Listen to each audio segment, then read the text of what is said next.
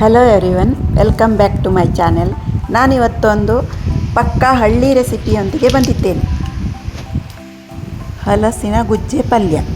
ಇದನ್ನು ಮಾಡಲು ನಾನು ಒಂದು ಹಲಸಿನಕಾಯಿಯನ್ನು ತೆಗೆದುಕೊಂಡಿದ್ದೇನೆ. ಎಳೆಯದಾಗಿರಬೇಕು ಅದು. ಇದನ್ನು ಕಟ್ ಮಾಡಿ ನೀರಲ್ಲಿ ಹಾಕಿಟ್ಟುಕೊಂಡಿದ್ದೇನೆ. ಇದನ್ನು ಈಗ ಕುಕ್ಕರಿಗೆ ಹಾಕಿ ಮುಳುಗುವಷ್ಟು ನೀರು ಹಾಕಿ ಉಪ್ಪು, ಅರಿಶಿನ ಅರ್ಧ ಚಮಚ, ಹಾಗೆ ಎಣ್ಣೆ 1/4 ಚಮಚ,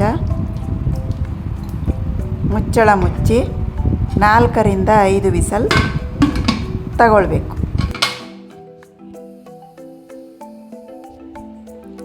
ಇಲ್ಲಿ ಹಲಸಿನಕಾಯಿ ಚೆನ್ನಾಗಿ ಬೆಂದಿದೆ, ಸಾಫ್ಟಾಗಿದೆ. ಇದನ್ನು ಈಗ ನಾವು ಸ್ಮ್ಯಾಶ್ ಮಾಡಬೇಕು. ಒಂದು ಬಟ್ಲೆಗೆ ತೆಗೆದುಕೊಳ್ಳೋಣ.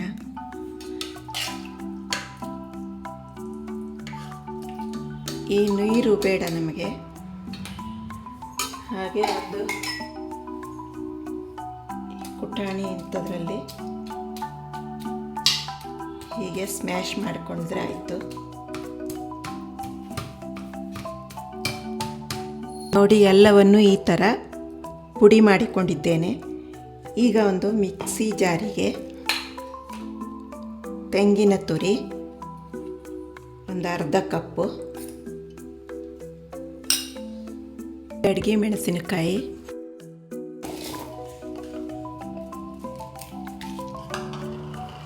ಮತ್ತು ಇದಕ್ಕೆ ನಾವೀಗ ಮಸಾಲೆ ಹಾಕಬೇಕು.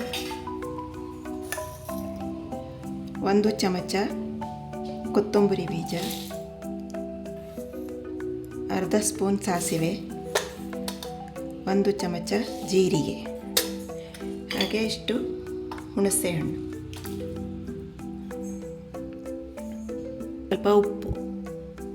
ಸ್ವಲ್ಪ ಉಪ್ಪನ್ನು ಹಾಕಿ ನೀರನ್ನು ಹಾಕದೆ ತರಿಯಾಗಿ ರುಬ್ಬಿಕೊಂಡು ಬರ್ತೇನೆ. ಇಂಗನ್ನು ಕೂಡ ಸೇರಿಸಬೇಕು, ಮರೆತೇ ಬಿಟ್ಟಿದ್ದೆ. ಒಂದು ಕಡಲೆ ಗಾತ್ರದ ಇಂಗು,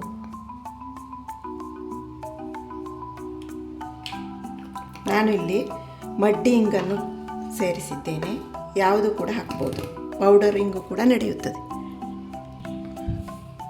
ರುಬ್ಬಿದ್ದಾಗಿದೆ ನೋಡಿ. ಇದಕ್ಕೆ ಯಾವುದೇ ಕಾರಣಕ್ಕೂ ನೀರನ್ನು ಹಾಕಬಾರದು, ಹೀಗೆ ತರಿಯಾಗಿ ಇರಬೇಕು.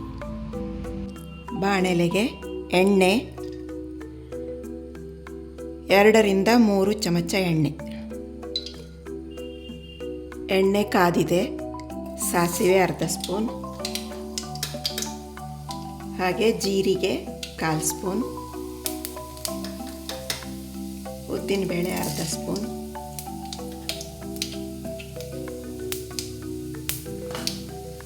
ಒಣಮೆಣಸು 2ರಿಂದ 3, ಕರಿಬೇವು 1-2 ಗರಿ,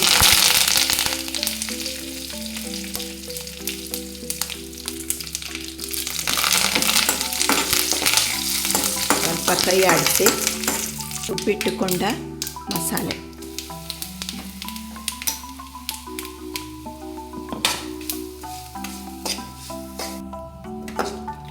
ಮಸಾಲೆಯನ್ನು ಸ್ವಲ್ಪ ಬಾಡಿಸಬೇಕು. ಮಸಾಲೆ ಹಸಿದೇ ಇರುವುದರಿಂದ ಸ್ವಲ್ಪ ಹೊತ್ತು ಫ್ರೈ ಮಾಡಬೇಕು. ಈಗ ಬೇಯಿಸಿ ಸ್ಮ್ಯಾಶ್ ಮಾಡಿದ ಹಲಸಿನಕಾಯಿಯನ್ನು ಹಾಕ್ತಾ ಇದ್ದೇನೆ.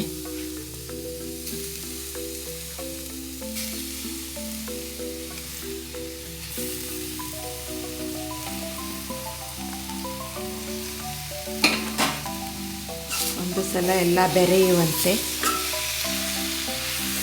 ಕೈ ಆಡಿಸ್ಕೊಳ್ಬೇಕು.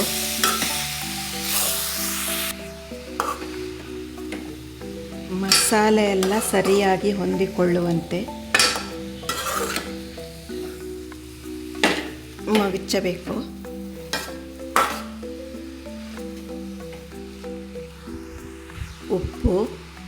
ಉಪ್ಪು ಬೇಯಿಸುವಾಗಲೂ ಹಾಕಿದ್ದೇವೆ, ನೋಡಿಕೊಂಡು ಹಾಕಬೇಕು.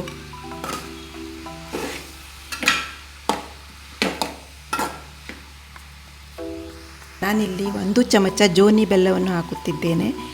ಬೆಲ್ಲ ಆಪ್ಷನಲ್, ಬೇಕಾದರೆ ಹಾಕಿ, ಬೇಡ ಅಂದರೆ ಬಿಡಬಹುದು. ಸ್ವಲ್ಪ ಹೊತ್ತು ಮುಚ್ಚಿ ಬೇಯಿಸಬೇಕು.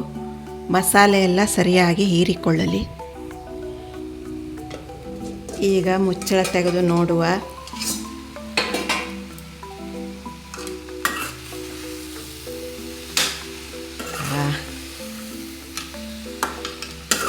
ಪಲ್ಯ ರೆಡಿಯಾಗಿತ್ತು.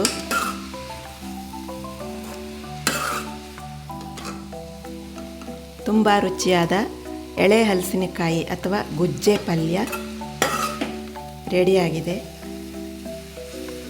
ಇದು ಚಪಾತಿ, ರೋಟಿ, ಅನ್ನಕ್ಕೂ ಸೈಡ್ ಡಿಶ್ ಆಗಿ ತಿನ್ನಬಹುದು.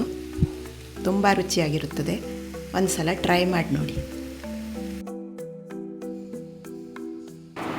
ವಿಡಿಯೋ ಇಷ್ಟವಾದಲ್ಲಿ ಲೈಕ್, ಶೇರ್, ಕಮೆಂಟ್ ಮಾಡಿ. ವಿಡಿಯೋ ನೋಡಿದ್ದಕ್ಕಾಗಿ ಧನ್ಯವಾದಗಳು.